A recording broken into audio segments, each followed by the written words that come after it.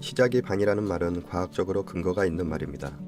정신의학자 에밀 크레펠리는 작동 흥분 이론이라는 말을 했습니다. 작동 흥분 이론이란 일단 움직이기 시작하면 뇌의 측자의 부위가 흥분하기 시작하여 하기 싫던 일도 의욕이 생기고 몰두하게 되는 현상을 말합니다. 머뭇거리면 성공률은 0%이지만 시작하면 50%는 이미 성공한 것입니다. 이 말은 과장된 것이 아닙니다.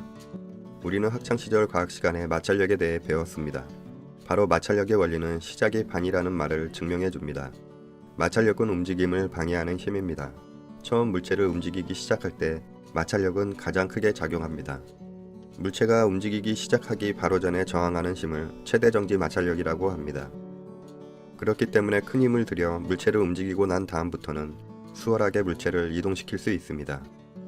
우주선이나 로켓도 발사의 순간에 가장 많은 에너지를 사용합니다. 첫 출발을 위해 거대한 연료통과 발사장치를 갖추어야 합니다. 하지만 일단 움직이고 나면 마찰력은 대폭 줄어들고 움직이는 몸체에는 가속도가 붙게 됩니다. 우리의 행동과 도전에도 마찰력과 같은 저항이 존재합니다. 저항을 극복하지 못하면 항상 멈춰있는 물체처럼 제자리에 머물러 있게 됩니다. 지금의 안락함에 머무르려고 하는 저항을 극복하면 도전을 시작하고 앞으로 나가게 됩니다. 도전을 방해하는 저항 역시 일단 행동을 시작하고 나면 줄어들거나 사라집니다. 일상의 도전도 처음 시작할 때 육체적 정신적 에너지가 가장 많이 필요한 것입니다. 그렇기 때문에 일을 시작했다는 것만으로도 목표 달성의 상당 부분이 진척된 것입니다. 일을 시작하고 나면 가시적인 성과도 나오고 그로 인해 흥미와 보람을 느끼며 더욱 전념할 수 있게 됩니다. 또한 시작하고 나면 일이 생각했던 것보다 수월하게 진행되는 경우도 많습니다. 막상 시작해보니 문제가 될 것이라고 예상했던 것도 별탈 없이 해결되거나 발생하지 않는 경우도 있습니다. 인공위성은 대기권에 도달하면 연료를 거의 소비하지 않고 반영구적으로 순항할 수 있게 됩니다. 사람의 일도 일정 수준까지 올라가면 숙달이 되어 수월하게 성장 가도를 달릴 수 있습니다. 우리가 어떤 행동을 취하면 주위 환경은 행동에 맞춰 변화됩니다.